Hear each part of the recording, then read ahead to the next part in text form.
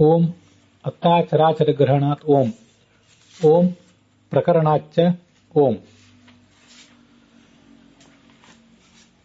ಸರ್ವವನ್ನು ತಿನ್ನುವವರು ಯಾರು ಅಂತ ಪ್ರಶ್ನೆ ಬಂದಾಗ ಅದಿತಿ ಬೃಹದಾರಣ್ಯಕ ಉಪನಿಷತ್ತಿನಲ್ಲಿ ಸ ಯಜ್ಞದೇವ ಅಸೃಜತ ತತ್ತದತ್ತು ಮಧ್ರಿಯತ ಸರ್ವಂ ವಾ ಅತ್ತೀತಿ ತದದಿತೇಹೇ ಅದಿತಿತ್ವಂ ಅಂತ ಬಂದಿದೆ.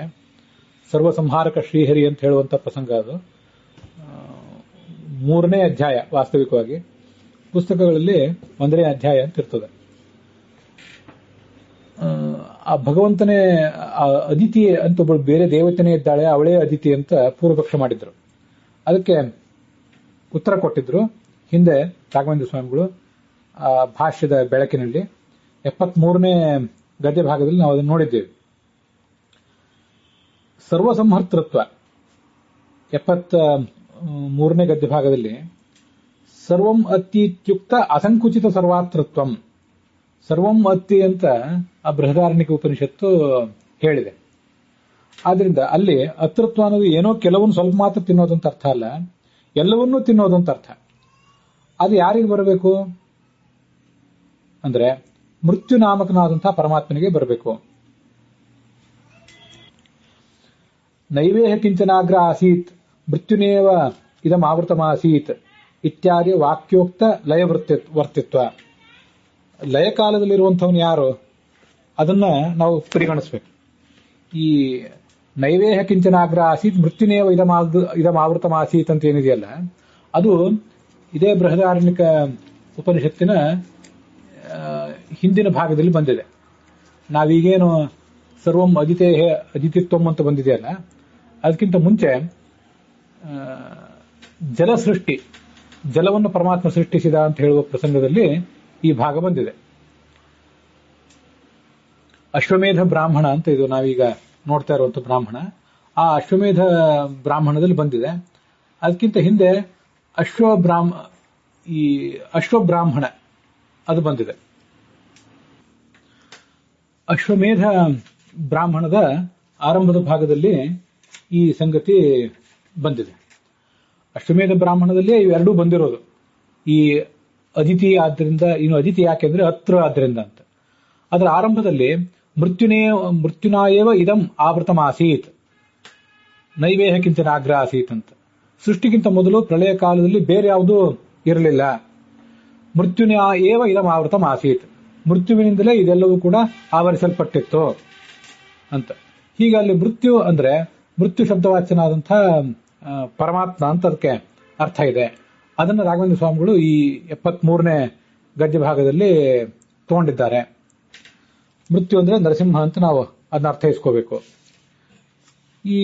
ಹೀಗೆ ಲಯವೃತ್ತಿತ್ವ, ಲಯ ಕಾಲದಲ್ಲಿರುವಂಥವನು ಆ ಮೃತ್ಯು ಶಬ್ದವಾಚ್ಯನಾದಂಥ ಭಗವಂತನೇ ಆಗಿದ್ದಾನೆ.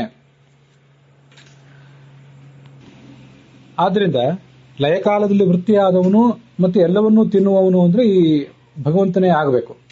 ಹಾಗೆ ನೀರನ್ನು ಸೃಷ್ಟಿಸುವವನು, ಚತುರ್ಮುಖ ಬ್ರಹ್ಮನನ್ನು ಸೃಷ್ಟಿಸುವವನು, ಇದೆಲ್ಲವೂ ಕೂಡ ಈ ಪರಮಾತ್ಮನೇ ಆಗಿರಬೇಕು ಅಂತ ಹಿಂದೆ ನಾವು ನೋಡಿದ್ದೀವಿ. ಇಲ್ಲಿಯೂ ಕೂಡ ಸಹ ಅಂತ ಹೇಳಿದಾರಲ್ಲ, ಸಹ ಅಂತ ಯಾಕೆ ಹೇಳಿದ್ದಾರೆ ಆ ಶ್ಲೋಕದಲ್ಲಿ? ವಿಶ್ವಜೀವಾಂತರತ್ವಾದೇಹಿ ಲಿಂಗೈ ಸರ್ವೈ ಯುತಸ್ಸಹಿ ಅಂತ ಪ್ರಥಮಾಧ್ಯಾಯದ 4ನೇ ಶ್ಲೋಕದ ಕೊನೆಗೆ ಸಹ ಅಂತ ಬಂದಿದೆ. ಸಹ ಅಂತ ಯಾಕೆ ಬಂದಿದೆ, ಅದರ ಅರ್ಥ ಏನು ಅಂದ್ರೆ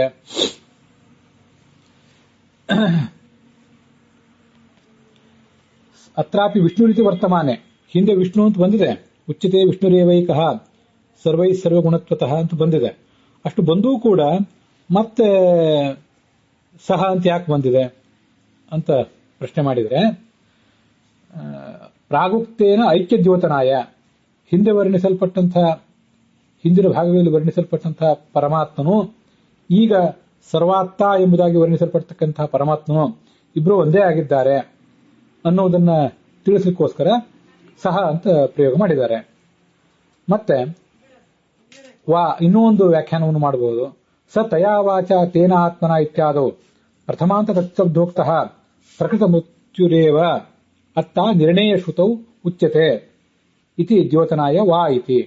ಅಲ್ಲಿಗೆ 73ನೇ ಗದ್ಯ ಭಾಗ ಮುಕ್ತಾಯ ಕಾಣ್ತದೆ. ಈ ಸ ತಯಾ ವಾಚ ತೇನ ಆತ್ಮನ ಅಂತ ಬಂದಿದೆಯಲ್ಲ, ಅದು ಕೂಡ ಆ ಬೃಹದಾರಣ್ಯಕ ಉಪನಿಷತ್ತಿನ ಸರ್ವಸಂಹಾರಕ ಶ್ರೀಹರಿ ಅಂತ ನಾವೇನು ನೋಡ್ತಾ ಇದ್ದೀವಲ್ಲ, ಸರ್ವಂ ಅತ್ತೀತಿ ಯತ್ ತದದಿತೇ ಅದಿತತ್ವಂ ಅಂತ ಅಲ್ಲೇ ಇದು ಬಂದಿರೋದು. ಮೊದಲು ಸತಯಾ ವಾಚ ತೇನ ಆತ್ಮ ಅಂತ ಬಂದಿದೆ. ಅದಾದ್ಮೇಲೆ ಬಂದಿರುವುದು ಸ ಯದ್ಯದೇವ ಅಸೃಜತ ಅದಿತೇಹ ಅದಿತತ್ವಂ ಇತ್ಯಾದಿ ಭಾಗ. ಸ ತಯಾ ವಾಚ ತೇನ ಆತ್ಮನ ಅನ್ನೋದಕ್ಕೆ ಏನರ್ಥ ಅಂದ್ರೆ, ಈ ತಯಾ ವಾಚ ಆ ಸರಸ್ವತಿ ದೇವಿ, ವಾಗಭಿಮಾನ್ಯಾದ ಸರಸ್ವತಿ ದೇವಿಯ ಮೂಲಕ, ಮತ್ತೆ ತೇನ ಆತ್ಮನ ಆ ಚತುರ್ಮುಖ ಆತ್ಮಶಬ್ದವಾಚ್ಯನಾದ ಚತುರ್ಮುಖ ಬ್ರಹ್ಮನ ಮೂಲಕ, ಇದಂ ಸರ್ವ ಅಸೃಜತ ಈ ಎಲ್ಲವನ್ನು ಕೂಡ ಸೃಷ್ಟಿಸಿದ. ಎಲ್ಲವನ್ನೂ ಸೃಷ್ಟಿಸಿ ಆದ ಮೇಲೆ ಈ ಎಲ್ಲವನ್ನು ಕೂಡ ತಾನು ತಿಂದು ಬಿಡಬೇಕು ಅಂತ ಅವನು ನಿರ್ಧರಿಸಿದ. ತಿಂದು ಬಿಟ್ಟಿದ್ರಿಂದ ಅವನೇ ಎಲ್ಲವನ್ನು ತಿಂದಿದ್ದರಿಂದ, ಅದನ್ನ ಮಾಡಿದ್ರಿಂದ ಅವನಿಗೆ ಅದಿತಿ ಅಂತ ಹೆಸರು ಬಂತು. ಸರ್ವಸ್ಯೈವ ಅತ್ತಾಭವತಿ, ಸರ್ವಂ ಅಸ್ಯ ಅನ್ನಂ ಭವತಿ ಅಂತ ಹೀಗೆ ಬಂದಿದೆ. ಅಲ್ಲಿ ನಿರ್ಣಯ ಶ್ರುತವು ಅಂತಿದೆ. ನಿರ್ಣಯ ಶ್ರುತಿ ಅಂದ್ರೆ, ನಿರ್ಣಯ ಅನ್ನೋ ಶಬ್ದಕ್ಕೆ ನಿರ್ಣಯಿಸಲ್ಪಡಬೇಕಾದ ವೇದವಾಕ್ಯ ಅಂತ ಅರ್ಥ. ನಿರ್ಣಯಿಸಲ್ಪಡಬೇಕಾದ ವೇದವಾಕ್ಯ ಯಾವುದು? ಸರ್ವಂ ವಾ ಅತ್ತೀತಿ ತದ್ ಅದಿತೇಹೇ ಅದಿತಿತ್ವಂ. ಎಲ್ಲವನ್ನೂ ತಿನ್ನುವ ಈ ಅದಿತಿ ಅಂದ್ರೆ ಯಾರು? ದೇವಮಾತೆಯಾದ ಅದಿತಿಯೋ ಮತ್ಯಾವ ದೇವತೆಯೋ ಪರಮಾತ್ಮನೋ ಅಂತ ನಾವು ನಿರ್ಣಯ ಮಾಡಬೇಕಾಗಿದೆ. ಹೀಗೆ ನಿರ್ಣಯಿಸಲ್ಪಡಬೇಕಾದ ಶ್ರುತಿಯನ್ನ ನಿರ್ಣಯ ಶ್ರುತಿ ಅಂತ ಹೇಳ್ತಾರೆ. ಆ ನಿರ್ಣಯ ಶ್ರುತಿಯಲ್ಲಿ ಅತ್ತ ಅದಿತಿ ಎಂಬುದಾಗಿ ವರ್ಣಿಸಲ್ಪಡುವವರು ಯಾರು ಅಂದ್ರೆ ಪ್ರಕೃತ ಮೃತ್ಯುರೇವ. ಅದೇ ಹಿಂದಿನ ವಾಕ್ಯದಲ್ಲಿ ಯಾವ ಪ್ರಸ್ತುತನಾದಂತಹ ಮೃತ್ಯು ಇದ್ದಾನೆ, ಸರ್ವಸಂಹಾರಕನಾದಂತಹ ಮೃತ್ಯು ಇದ್ದಾನೆ, ಅವನು ಸರಸ್ವತಿಯ ಮೂಲಕ ಮತ್ತು ಚತುರ್ಮುಖ ಬ್ರಹ್ಮನ ಮೂಲಕ ಏನು ಸೃಷ್ಟಿ ಮಾಡಿದ, ಅದೇ ಮೃತ್ಯುವೇ ಇಲ್ಲಿ ವರ್ಣಿಸಲ್ಪಟ್ಟಿದ್ದಾನೆ ಅಂತ ಅದನ್ನ ಅರ್ಥ ಮಾಡ್ಕೊಳ್ಬಹುದು. ಯೋಜನಾಯ ವಾ ಇತಿ. ಹೀಗೆ ಸಹ ಅನ್ನುವುದನ್ನ ಎರಡು ರೀತಿಯಾಗಿ ಸಾರ್ಥಕ ಅಂತ ರಾಘವೇಂದ್ರ ಸ್ವಾಮಿ ತೋರಿಸಿಕೊಟ್ಟಿದ್ದಾರೆ. ಮೂಲ ಅಣುಭಾಷ್ಯದಲ್ಲಿ ಲಿಂಗೈಸರ್ವೇ ಈಗ ಸಹಿ ಅಂತ ಬರುವುದನ್ನು ಸ ಅನ್ನೋದನ್ನು ಎರಡು ತರ ತೋರಿಸಿಕೊಟ್ಟಿದ್ದಾರೆ. ಮತ್ತೆ ಈ ಅತೃತ್ವಾಧಿಕರಣದಲ್ಲಿ ಮತ್ತೊಂದು ಸೂತ್ರ ಇದೆ, ಪ್ರಕರಣಾಚ್ಯ ಅಂತ. ಅದರ ಅರ್ಥವನ್ನು ಕೂಡ ಸಂಕ್ಷಿಪ್ತವಾಗಿ ನಾವು ನೋಡಬೇಕು. ಮೂಲ ಬ್ರಹ್ಮಸೂತ್ರಗಳನ್ನು ಕೂಡ ನೋಡಿದಂಗೆ ಆಗ್ತದೆ. ಅಪ್ ಸಂವತ್ಸ ಓಂ ಪ್ರಕರಣಾಚ್ಯ ಓಂ ಅಪ್ ಸಂವತ್ಸರ ಸೃಷ್ಟ್ಯಾದಿನ ಪ್ರಕರಣಾಚ್ಯ. ಬ್ರಹ್ಮವೈವರ್ತ ಪುರಾಣದ ಮಾತೊಂದನ ಆಚಾರ್ಯಲ್ಲೇ ಉದ್ಧರಿಸ್ತಾರೆ. ನೇಹ ಆಸೀತ್ ಕಿಂಚನ ಅಪಿ ಆದೋ ಮೃತ್ಯುರಾಸೀತ್ ಧರಿಸ್ತದ ಸೋತ್ಮನೋ ಮನಸಾದ್ರಾಕ್ಷೀತ್ ಅಪಯೇವ ಜನಾರ್ದನಃ ಶಯಾನಸ್ತಾಸು ಭಗವಾನ್ ನಿರ್ಮಮೇ ಅಂಡಂ ಮಹತ್ತರಂ. ಇದೆಲ್ಲವೂ ಕೂಡ ಆ ಬ್ರಹ್ಮಸೂತ್ರ ಭಾಷ್ಯದ ಮೊದಲನೇ ಅಧ್ಯಾಯದ 2ನೇ ಪಾದದ 9 ಮತ್ತು 10ನೇ ಸೂತ್ರ. 9ನೇ ಸೂತ್ರವೇ ಆ ಅತ್ತಾಚರಾಚರ ಗ್ರಹಣಾತ್ ಅಂತ, ಮುಂದೆ 10ನೇ ಸೂತ್ರವೇ ಈ ಪ್ರಕರಣಾಚ್ಯ ಅಂತ.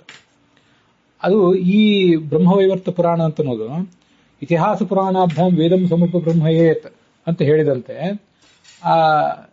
ಈ ಅಶ್ವಮೇಧ ಬ್ರಾಹ್ಮಣ ನಾವೇನು ನೋಡ್ತಾ ಇದ್ದೇವೆ, ಅಲ್ಲಿ ಹಿಂದೆ ಬಂದಿರುವಂತಹ ಮೃತ್ಯು ಅಂದ್ರೆ ಯಾರು, ಇಲ್ಲಿ ಬಂದಿರುವ ಅದಿತಿ ಅಂದ್ರೆ ಯಾರು, ಎಲ್ಲವನ್ನೂ ನಿರ್ಣಯಿಸ್ತಾ ಇದೆ.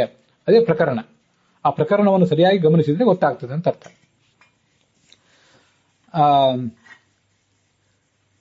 ಅಲ್ಲಿ ಆ ನೀರನ್ನು ಸೃಷ್ಟಿಸಿದಂತಹ ಮತ್ತು ಚತುರ್ಮುಖ ಬ್ರಹ್ಮನನ್ನು ಸೃಷ್ಟಿಸಿದಂತಹ ಪರಮಾತ್ಮನನ್ನು ವರ್ಣನೆ ಮಾಡಿದ್ದಾರೆ. ಆದ್ರಿಂದ ಇದು ಪರಮಾತ್ಮನ ಪ್ರಕರಣವೇ ಹೊರತು ಬೇರೆ ಯಾವ ಪ್ರಕರಣವೂ ಕೂಡ ಅಲ್ಲ ಅಂತಿಷ್ಟು ಸ್ಪಷ್ಟವಾಗಿ ತಿಳಿದು ಬರ್ತದೆ. ಅದು ಏನಿದೆ ಬ್ರಹ್ಮವೈವರ್ತ ಪುರಾಣದಲ್ಲಿ, ಆರಂಭದಲ್ಲಿ ಈ ಜಗತ್ತಿನಲ್ಲಿ ಯಾವುದು ಕೂಡ ಇರಲಿಲ್ಲ. ಆದರೆ ಆ ಪರಮಾತ್ಮ ಒಬ್ಬನೇ ಇದ್ದ. ಆ ಪರಮಾತ್ಮ ಒಬ್ಬನೇ ಈ ಜಗತ್ತೆಲ್ಲವನ್ನು ಕೂಡ ಸೃಷ್ಟಿಸಿದ. ಮೃತ್ಯುನಾಮಕನಾದ ಹರಿ ಇದ್ದ, ಅವನು ನೀರನ್ನು ಸೃಷ್ಟಿ ಮಾಡಿದ. ಅಲ್ಲಿ ಮಲಗಿದ್ದು ಈ ಬ್ರಹ್ಮಾಂಡವನ್ನು ನಿರ್ಮಿಸಿದ. ಬ್ರಹ್ಮಾಂಡದಲ್ಲಿ ಸಂವತ್ಸರ ಅಂತ ಕರೆಸಿಕೊಂಡಿರುವಂತಹ ಚತುರ್ಮುಖ ಬ್ರಹ್ಮನನ್ನ ಸೃಷ್ಟಿಸಿದ ಅಂತ ಹೀಗೆಲ್ಲ ಅದರ ವರ್ಣನೆ ಇದೆ. ಇದೇ ನೈವೇಹ ಕಿಂಚನ ಅಗ್ರೇ ಆಸೀತ್ ಅಂತ ಆ ಬೃಹದಾರಣ್ಯಕ ಉಪನಿಷತ್ತಿನಲ್ಲಿ ಆ 3ನೇ ಅಧ್ಯಾಯದಲ್ಲಿ ಅಶ್ವಮೇಧ ಬ್ರಾಹ್ಮಣದಲ್ಲಿ ನಾವೀಗ ನೋಡ್ತಾ ಇರುವಂತಹ ಭಾಗಗಳು. ಹಾಗಾದ್ರೆ ಒಟ್ಟು ನಾವು ಆ ಅಶ್ವಮೇಧ ಬ್ರಾಹ್ಮಣದಲ್ಲಿ ನೈವೇಹ ಕಿಂಚನ ಅಗ್ರೇ ಆಸೀತ್ ಮೃತ್ಯುನಾ ಏವ ಇದಂ ಆವೃತಮಾಸೀತ್ ಅನ್ನುವ ಒಂದು ವೇದವಾಕ್ಯ, ಮತ್ತೆ ಸ ತಯಾ ವಾಚ ತೇನ ಆತ್ಮನ ಇದಂ ಸರ್ವಂ ಅಸೃಜತ ಅನ್ನೋ ಒಂದು ವೇದವಾಕ್ಯ, ಮತ್ತೆ ಸರ್ವಂ ವಾ ಅತ್ತೀತಿ ತದದಿತೇಹ ಅದಿತಿತ್ವಂ ಅನ್ನುವಂಥ ಮೂರನೇ ವೇದವಾಕ್ಯ, ಇವಿಷ್ಟನ್ನು ಕೂಡ ಅಲ್ಲಿ ಪರಿಗಣಿಸಿದಂತಾಯಿತು. ಮುಂದೆ ಇಲ್ಲಿಗೆ ಈ ಅಧಿಕರಣ ಸಮಾಪ್ತ ಆಗ್ತದೆ. ಮುಂದೆ ಬರುವಂಥದ್ದು ಗುಹಾಧಿಕರಣ ಅಂತ.